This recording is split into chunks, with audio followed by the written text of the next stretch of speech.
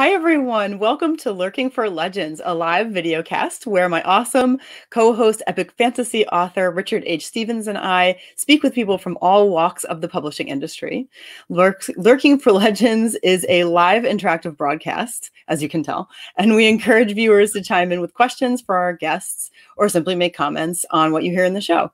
So tonight we have Kate Tilton, founder of Kate Tilton's Author Services, and she's been helping authors at all stages of their careers since 2010. So welcome to the show, Kate. How are you? Welcome, Kate. I'm good. Thanks for having me. It's awesome to have you. You know, author services, author help, anything that can free up time is something that I think every author is looking for. So tell us a little bit about yourself and your business to start. Yeah, so I've been working with authors since 2010. I started working as an author assistant and kind of have since grown into doing more consulting work. I have a good number of clients that I still do assistant work for, but for newer clients, I still can offer consultations. My goal is always to help authors at different stages. So for like newbie authors, often it's figuring out how they want to publish and what steps they need to take. For more established authors, it usually ends up being about accountability and having someone to kind of brainstorm ideas with. And sometimes it's just clients who are kind of just stuck. They've been doing publishing for a while and they're just kind of like, I don't know what's next. And I just need someone to give me some perspective. So I super enjoy that kind of work. So somebody could do brainstorming with you. That is really, really cool. And I think it's probably extra helpful, but you tell me that you are not necessarily, I mean, you do write, but you're not like an author yourself who's publishing all the time or anything. So it's a very different perspective, I would assume, that authors would get. Yeah. And I also work with a lot of different people. So that helps too with like getting different perspectives. And although I don't write, like my focus has always been on the business side of things and the production side. So for new authors, that's been really helpful when they're like, it's just overwhelming the amount of content that's out there. And I just need someone to help me clarify, like, what do I need to focus on? And then for more established authors, sometimes it's just like the same thing. Like, there's a lot of cool ideas that are out there, but like, what's going to work for me and what are the steps I can take? I also tend to be really good at organizing. So I have a lot of times where clients are like, I need to hire you to help me put my stuff in order. Or I want to do a launch team and like, what's the method that you use that I can just adopt and use myself? So I do a lot of those kind of calls. It's very comforting to know that there's someone out there that we can just call and turn to when we need help with that. Because I think that's a common one, the book launch. Oh my goodness. I see loads of, newsletters come out all the time about what to do with your book launch. And they all have, as you say, different advice. So, it can be very confusing and just like you said, overwhelming as well. Yeah. So it's nice to be able to like take kind of a like, okay, here's a base plan, but let's actually walk through it together and figure out, is there stuff that we need to add to this? Is there stuff we need to remove from this? Do you understand all the steps that are involved? I might have an idea that the author didn't think about before, or they might have an idea that I haven't thought about before. So we can get that kind of all laid out and organized. So that way, they can take it and run, whether that's like they hire someone else to help them with it, or they're doing it on their own, but having the plan laid out tends to be like a huge hurdle for authors. That's interesting. We got a question from CJ Davison. Do you help with marketing and promoting books as well as supporting the business side? I think it kind of depends on the situation. I have long-term clients that I work with, and for them, part of my job is to work on the marketing stuff, particularly newsletters, and really get involved in that. So I do have authors who I do talk to sometimes about that side of things. Like, okay, I need to set up a newsletter. Like I'm brand new to this, need to set up a newsletter, or I've been doing this, but like I have no automations. I'm not really utilizing my newsletter. I need to make a plan. So I help with that kind of thing. So with the many different genres that are out there, like there's so many just regular genres, then there's all the billions of subgenres. Do you find that different for different strategies you have to use for book launches and newsletters, or is it all kind of a catch-all, one size fits all? I think it gets more into the individual authors and their style and personality. I think there's some big differences between like nonfiction and fiction, right? You know, as a nonfiction author, you kind of already know your subject matter. You can do a lot more content marketing about that subject. When you're writing fiction, you have to get a little bit more creative and how, like, for example, your newsletter. What content are you going to send in your newsletter? It's not like, oh, I can just send tips about how to, I don't know, take care of cats. Right. And then even with different genres too, you also have like different groups that exist. So that can provide sometimes different marketing opportunities. But I think at the core, the way I look at marketing is it's really about connecting with readers, and it's about really it's about education. Mm-hmm. So it's not about trying to, you know, get someone to buy your product who's not really into it. It is about guiding people who are going to be interested in your product to the product, and then guiding them to the next and the next through education.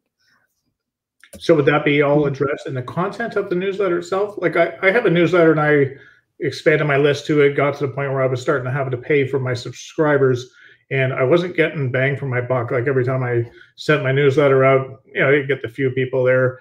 I built the newsletter through places like BookFunnel and all that, through with free, you know, you offer free stuff and then they sign up, and you know, a lot of people are in there just for the free stuff, and we try to weed them out. But that is something as an author that I struggle with, is trying to get bang for my buck with that newsletter.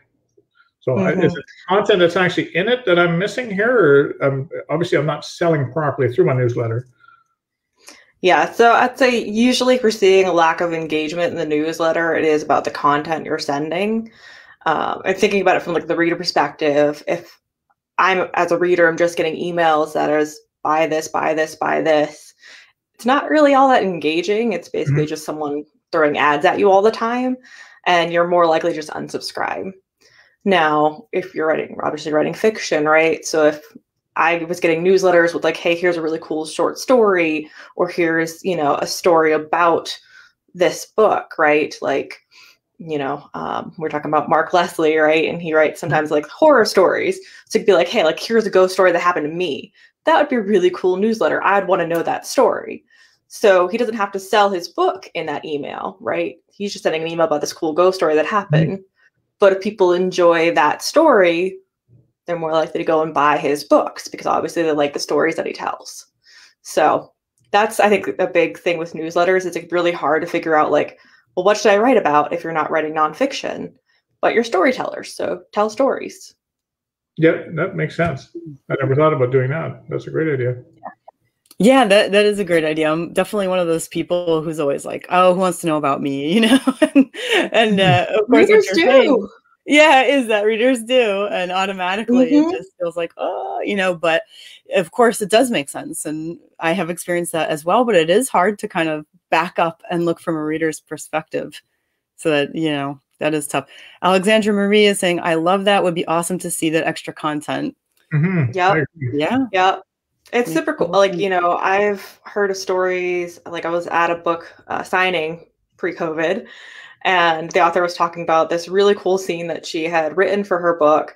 And then when she did some more research into it, she was like, you know, I found out that bats can't actually live underground where I had them, so it didn't work, but it was really cool. So I sent that to my newsletter. So there's stuff like that. Sometimes we're like, we have something that was really good, but just didn't quite fit in the flow of the story, or it just needed to be cut for length. Great content for newsletters. And also personal stories. I'm like, if you want to connect with readers on a more personal level, they want to know about you. Like if you're at a party, what kind of stories are you telling people? It's probably not, hey, I'm an author, go buy my book. You know, it's probably some story about how you ended up getting into writing, or, you know, that time when your dog ate your manuscript that you just printed out and how that was awful. And it's stuff like that. And like, that's great things to share with readers. Like, they're people.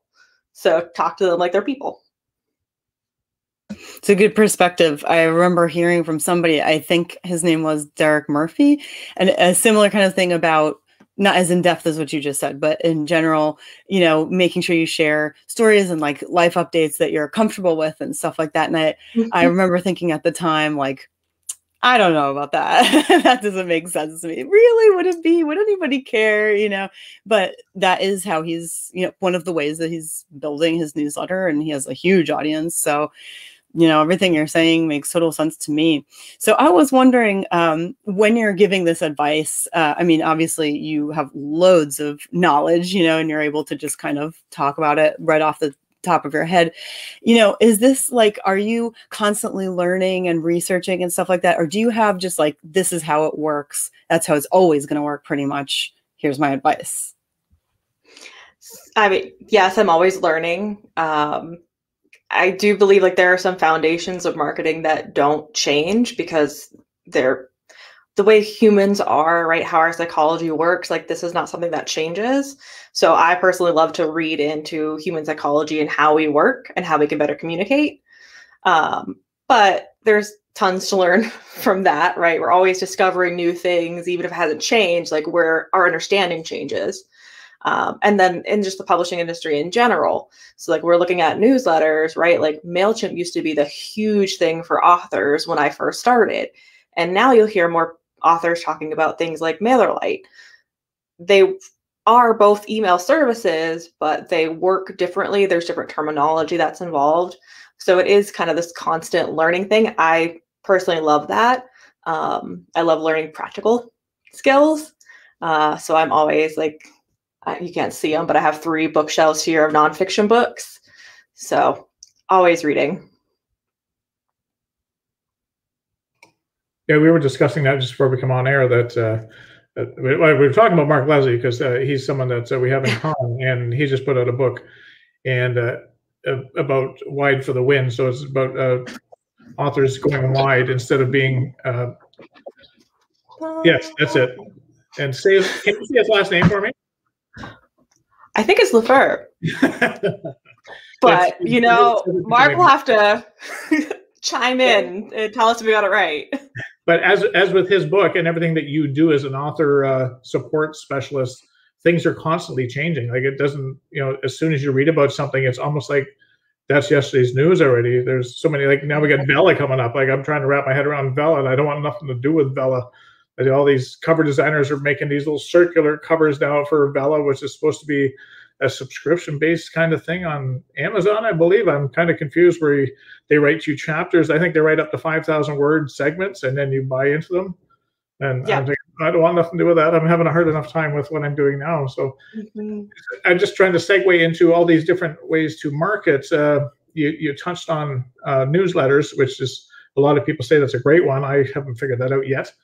But how about social media platforms? That's another big one that I struggle with too. I personally use Facebook the most just because I find I can engage better, and I'm an old dog, so I have a hard time with Instagram and TikTok, and I'm not dancing on TikTok. I don't care what people say. But there's so many different ways. And is that genre specific as well? Are social media platforms certain ones for certain genres, or is it just how you engage them? Yeah, so you touched on a really important point, because this is typically what I'll see in a call is the author's like, hey, there's this thing and that thing and this thing and that thing, and I can't do all of it, or I'm trying to do all of it and it's not going well, and what do I do? And this is where it's really important for us to have a conversation about, well, what is like the one thing you could focus on and do that really well? Because trying to do 5 things at once and doing none of them well is not going to get you where you need to be. Right. So newsletters where I usually suggest people start, because you own your newsletter subscribers.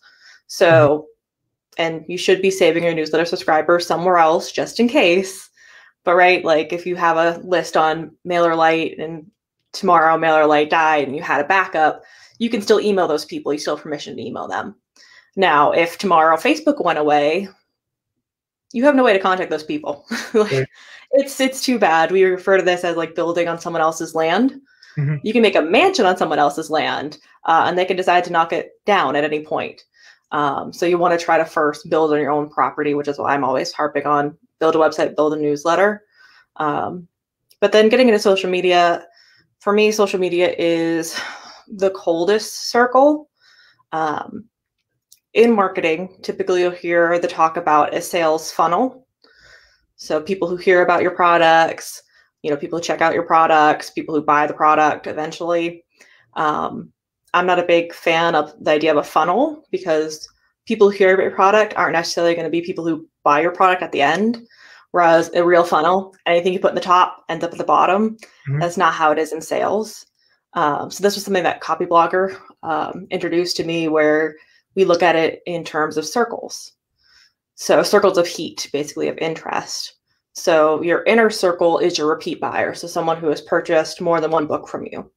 The circle outside of that is a little bit colder, but still pretty warm, right? It's your first time buyer. So someone who bought just one of your books. Outside of that is your newsletter subscribers.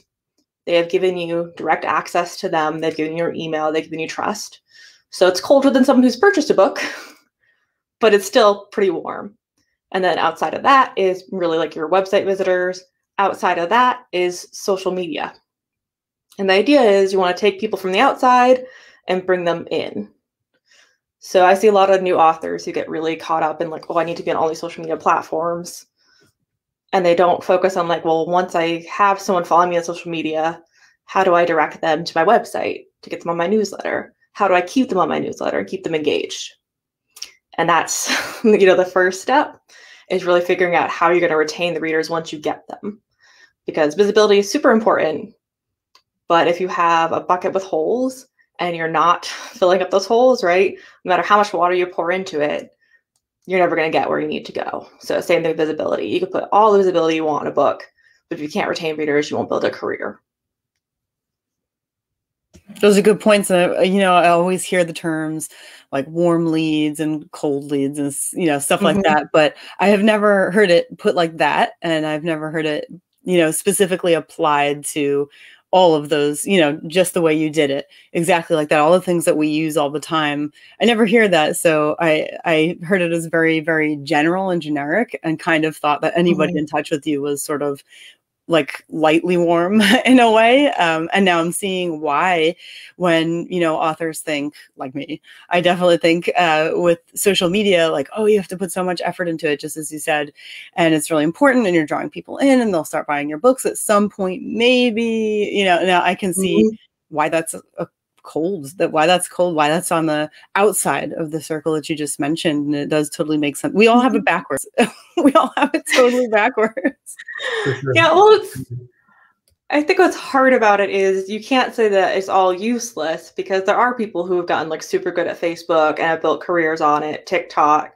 Partly you have to look at the fact that also a lot of the people who had that kind of success got in as early adopters. So like we're seeing that with TikTok now, as TikTok is kind of a newer thing. Like people who are on the app first and who really figured out the app have millions of followers.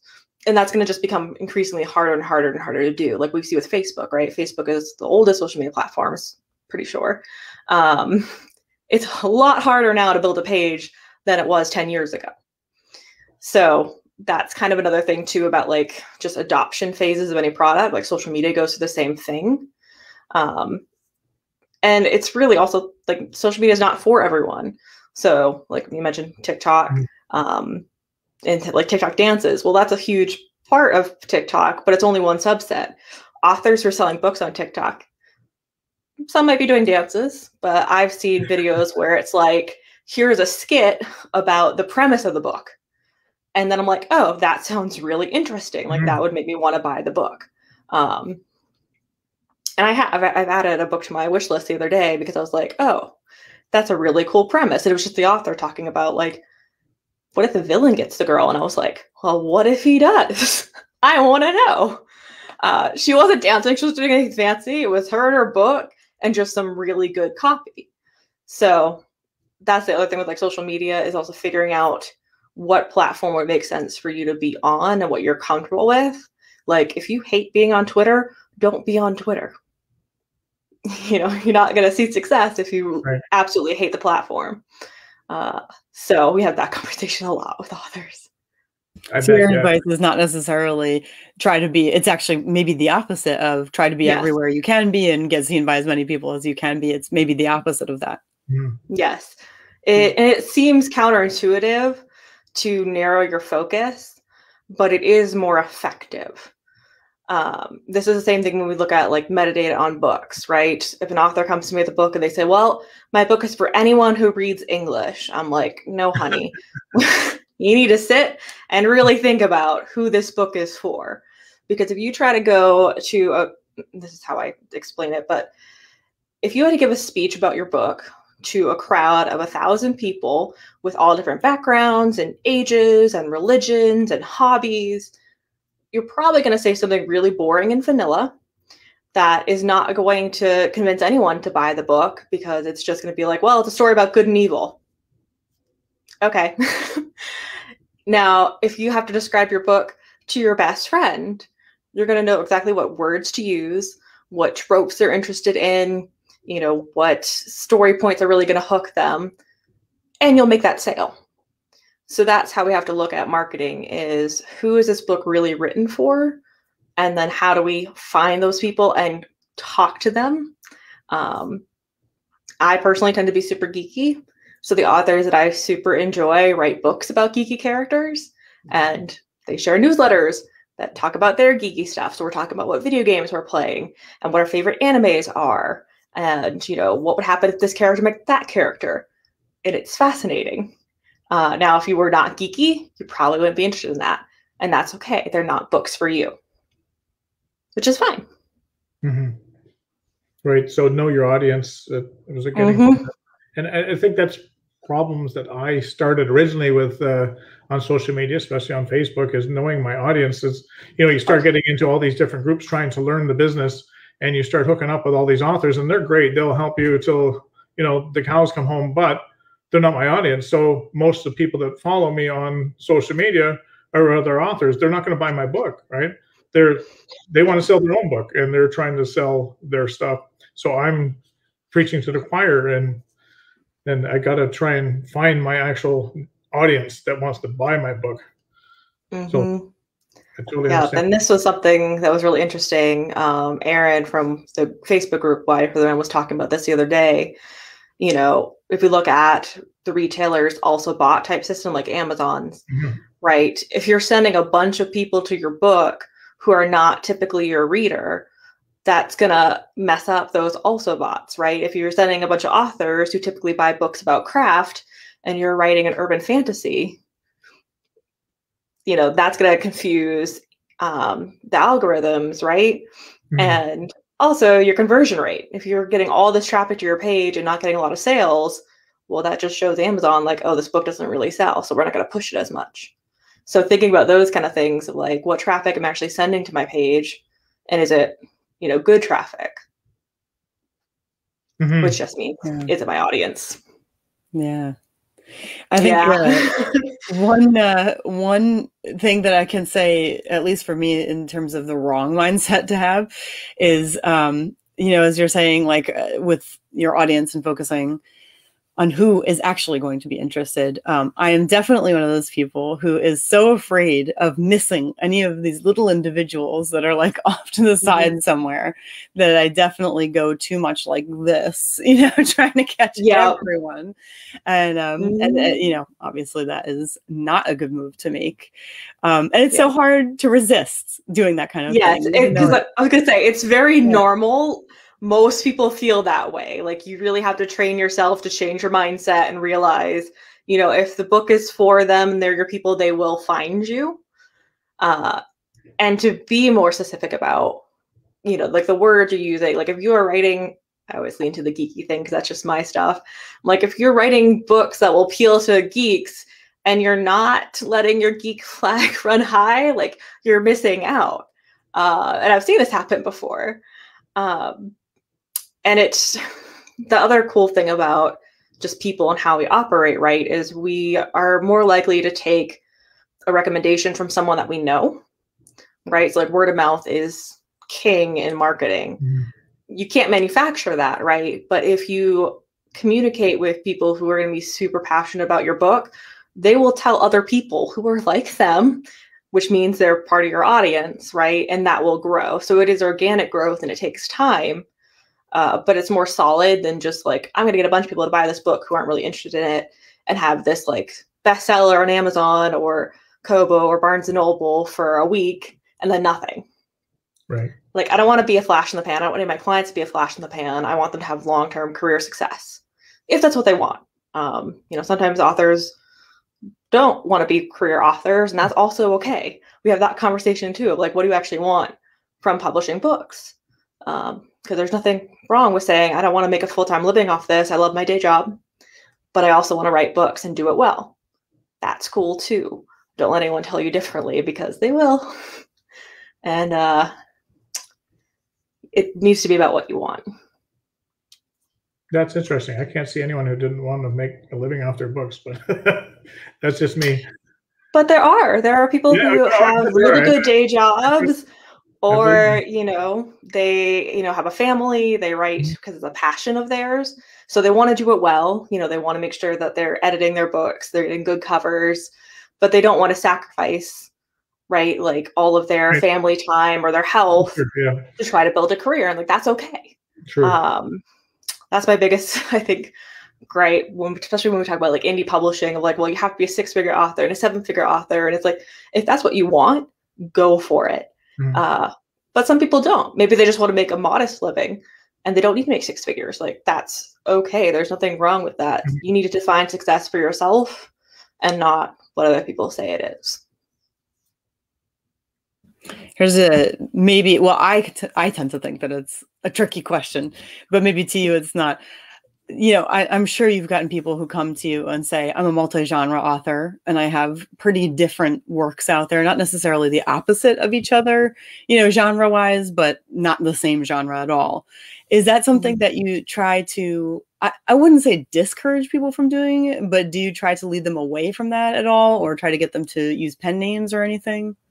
Yeah, I think one, it depends on the situation. You know, like if they have all these different genres they're writing in and they're not seeing success anywhere, then yes, we really need to focus on like, okay, what's one genre you really want to focus on? Because again, like with social media, right? If you're trying to do 5 different social media channels and you can't do any of them well because you're trying to do all of them at once, that's a problem. So like, let's narrow the focus, get really good at one before we then continue to add another. Some authors, though, they already are doing well writing different genres. Some use pen names, especially if the genres are maybe not completely opposite, but just like really different audiences, like someone who's writing mystery versus someone who's writing romance. They're different markets. So a pen name can be helpful for things like the also bots on the retailers, also keeping kind of like with your newsletter. You know, if someone's really interested in romance and they have no desire to read a mystery and you keep sending them emails about your mystery books, you're probably going to lose them. So pen names can be helpful there, because then you just have 2 separate newsletter lists. And then other times I have people that are like, nope, I'm going to write, like we talked about subgenres, right? So they might be like, I write romance in 5 different subgenres. It'll all be under the same name. I just have to be clear when I'm emailing people, hey, this is sci-fi romance. Hey, this is Regency romance. Hey, this is Western romance, you know, whatever. So it depends on the situation. I find it so amazing how many different genres, subgenres there are. Like you just touched on a couple in romance there, and I imagine there's 30 to 40, even more than that, just romance, and it just blows me away. And trying to narrow down that niche, like you say, to find the actual Western romance reader. Like, so in my brain, I got a little brain, and I'm thinking romance. I'm thinking, you know, as long as it has romance in it, they're going to love it. But they don't. They want to, and that's so cool. I just want to catch up with a couple of comments that we got coming in here before we get too far behind. One is John Away was talking about what you said a little bit earlier, that it's exhausting and frustrating trying to keep up with all the social media. Pick one, and she agrees. Get really comfortable with that, and then add another if you want. And then Alexandra Marie is saying that back to the newsletter. As a reader, I fall in love with characters, and I often stay when the book ends. It'd be awesome to have them come back with the newsletter with a memory or anecdote experience that maybe didn't fit in the book. And as soon as I read that, I'm thinking, oh, I can do that, because you know, I finished a couple trilogies, and people ask me, am I ever going to write about those characters again? Well, you know, if you don't, I probably can inside a newsletter. You could write a little short story about the characters and what happened after. Depending on your genre and kind of your audience, you could even write the newsletter from the character's point of view, right? Like if you're writing this little quirky mystery, like maybe the newsletter comes from that character instead of you. And they're just catching up the readers with, hey, this is what's happened to me, you know, in between books. And my next adventure is coming out, you know, insert launch date here. So you can get creative with it. I think that's the thing, is to look at newsletters as they're not just boring emails that you're sending to people. Sure. They should be fun, creative, I don't know, experiments, I guess. It fills in the gaps. Like, you know, I write epic fantasy and 150,000 words. I can't write that every month. So, you know, the readers are waiting for a long time before I get in my next book. So that'd be kind of a cool way to keep them engaged, for sure. And I just jumped ahead. I didn't mean to jump there, but we'll do it anyway. What is your opinion on Facebook ads? So very similar to my opinion about everything, right? Facebook ads can work super well for certain people, and for other people, not so well. In my experience, I see Facebook ads working more for authors who are ready to kind of level up, meaning like they publish a lot of books, 10, 20 books. So they are very clear about who their audience is, and they really need to up the visibility. So like they already have a newsletter set up, an automation set up, and they're ready to get a lot more eyes on it because they know how to retain it. So Facebook ads is one thing that I hear a lot of new authors come to me. They're like, well, I hear everyone say we need to get Facebook ads, and they have one book out.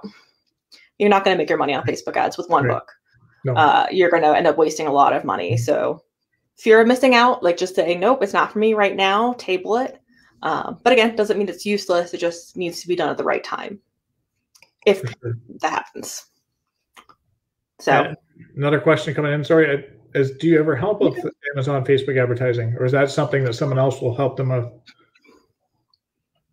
So I personally don't, in part because it's just not something that I personally enjoy.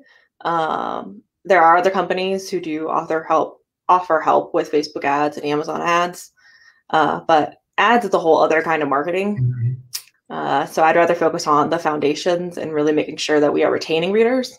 Right. Yeah. It's very specialized, I think, too. Yes, it has to be your, like, this is what I want to do.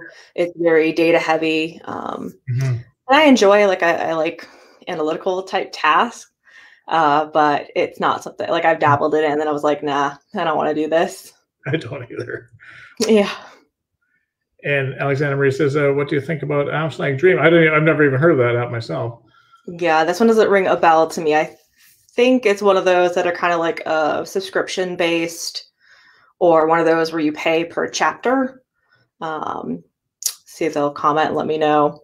But that's another thing where there's tons of different apps. We were talking about earlier, like Amazon is now doing this where you can write chapters, right? And people will pay for the chapters. Yeah, reading apps. So again, for some authors, super useful. Also, I think it becomes a matter of like how authors write. Like I know some that would much rather write in bite-sized pieces and get feedback as they're going. And I know other authors who that would just derail their creative process completely. So that's where you have to figure out like what works for me and proceed as such. So that sounds like a Vella platform then, if I understand Vella properly. That would be perfect. So there's a lot of uptake in those kind of things. Personally, as a reader, I like to read webcomics, which is delivered kind of similarly every week. You get a free chapter. You can pay coins to read ahead. But I don't like to read my fiction that way. So there's also that difference. Wanda January, what is your opinion on Goodreads giveaways? Goodreads giveaways. All different platforms, yeah. Yeah. I mean, Goodreads giveaways, I've been doing this for over 10 years now. Used to be free to do, which was awesome. You were just paying for the price of the book. And now you're paying, what is it now? 200, 400. It was something stupid. Yeah, it's not cheap. It's not cheap. So unless you really have a bunch of money to burn, not a fan. And sorry, just for the people that might not know what that is, I don't. What is a Goodreads giveaway then? So Goodreads is a platform for readers. Oh, I know Goodreads. I'm just wondering what the Goodreads is. Yeah. Oh, sorry. Just making sure that everyone knows what Goodreads is. Right. But it was purchased by Amazon. Gosh, it's been a while now, probably a couple of years. And the program for giveaways used to be free.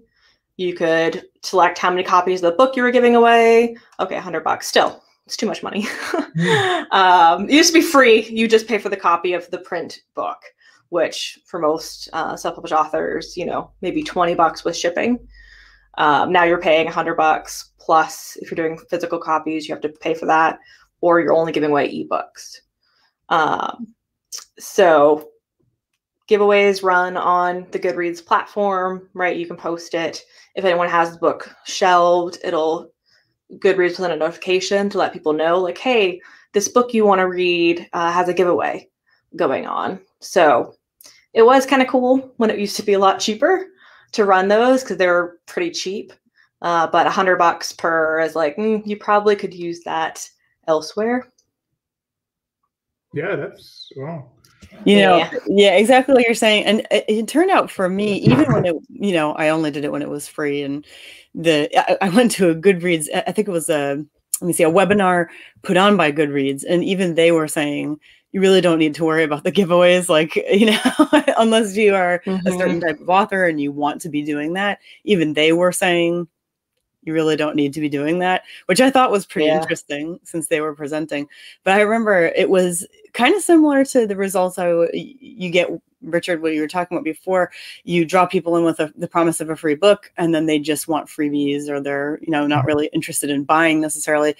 I definitely had that happen with Goodreads giveaways before they were paid. And I had loads and loads of people add my first book to their want to read list for that. And I really don't think many people from that list bought it because it has a lot of want to reads on it, and nowhere near that many people bought it anywhere near that time. So like, I think it kind of resulted the same way as freebie people who are just interested in joining your newsletter for a story and don't really want a whole lot to do with buying anything that you put out. So anyway, that was my experience. That's not everyone's experience, but that was mine. Yeah. For sure. I would think that marketing, if you're giving something away, then you need to have a series behind you, because like if you have one-off books, you're just giving away your book. You just gave away the story. Now what are you going to give them now? Right? Because they don't care. But if you have a long series and they get invested in the book, they're always going to have the people that just want the freebies and they won't go anywhere else. But you can pick up the ones that, hey, this is a really cool book. I want to know what happened. And, hopefully they'll invest themselves in the rest of your series. So my personal advice would be, make sure you have a series before you give away a book. Yeah, that's what I was stating. I did not have a series. So yeah. Yeah. And what's great about having a series is having the first book in a series be free, and then putting I don't say a lot of advertising money, but like putting a lot of advertising effort. So whether that's doing like newsletter ads or asking authors that who are in the same genre to share about your freebie, like can be really helpful, especially if you're good at making sure you're including an excerpt of the next book in that first book that kind of leaves them at a cliffhanger. I don't like leaving people with an unfinished story. But like with an excerpt, right? You're giving them an excerpt of the next book. So that's a perfect place to be like, I'm going to leave that on a cliffhanger of, here's what happens next. And don't you want to know? And you can by going and buying the next book is a great way. And it's something that I think we hear a lot about and then sometimes can forget to do it.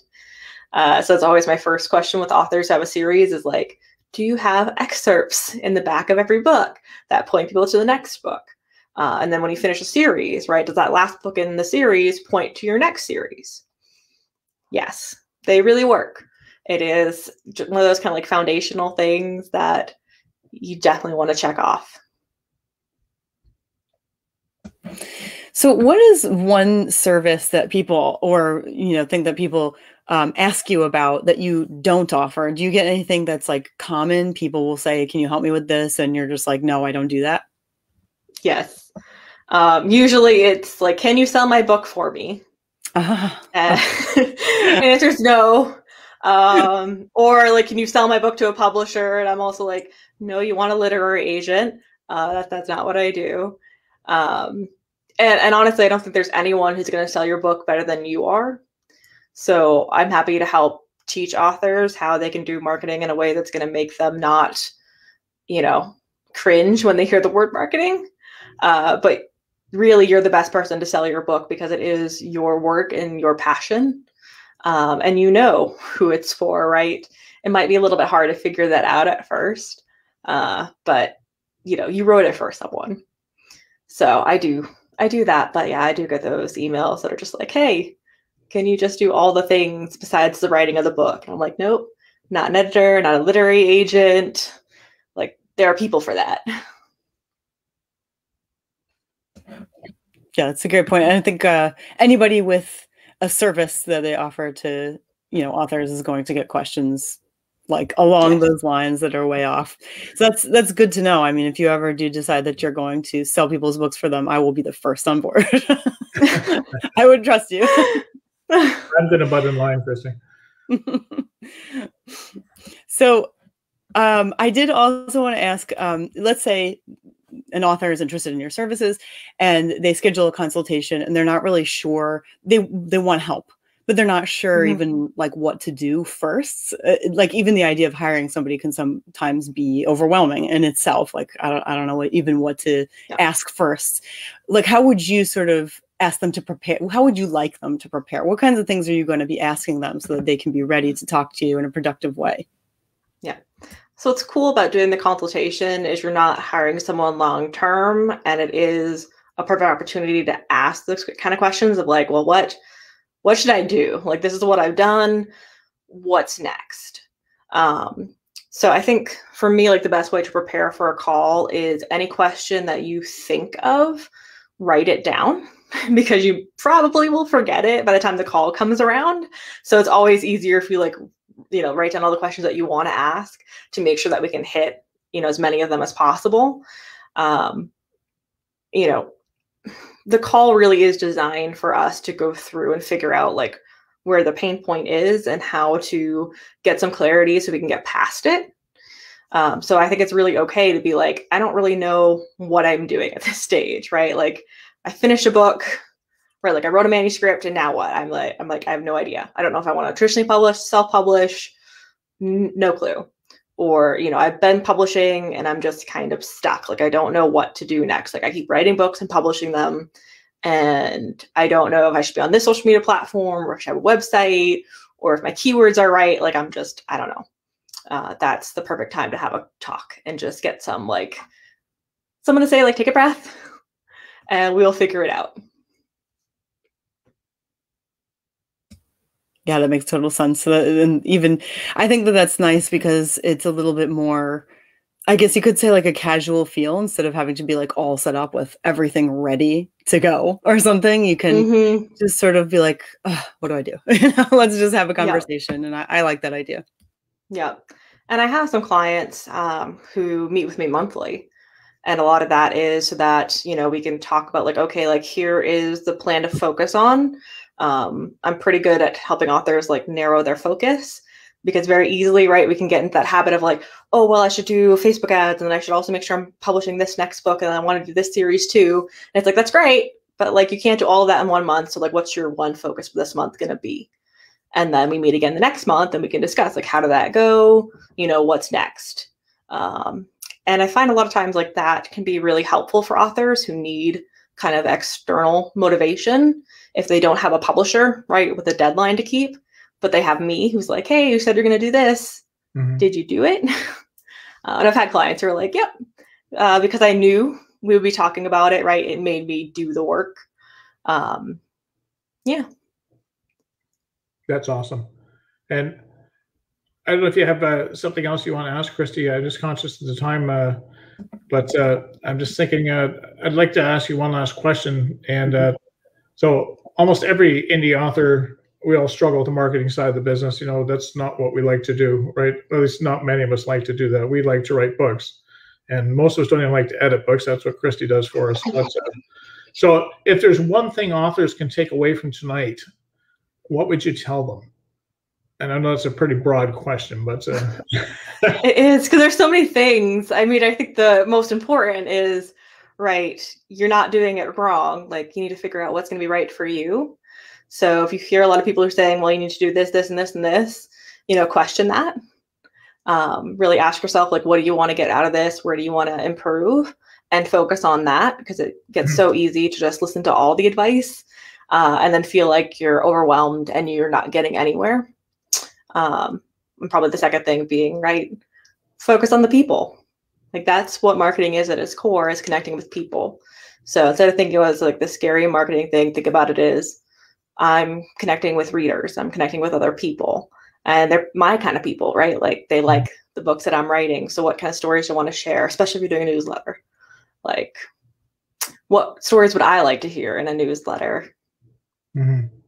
No, that's great advice. And actually, a question just came in, so I don't want to leave Wanda hanging here. So if you're putting out a new book every 18 months or a couple of years, what other things would you include in your newsletters to keep readers interested? And how often should you release it? Monthly, bi-monthly? That's a good question. I've struggled with that too. Is how frequently do I put out a newsletter? Like, I don't want to bore them to tears. Like, oh God, it's that guy again. I'm just going to click on or delete it. You know. Yeah. So that's a good question. Yeah.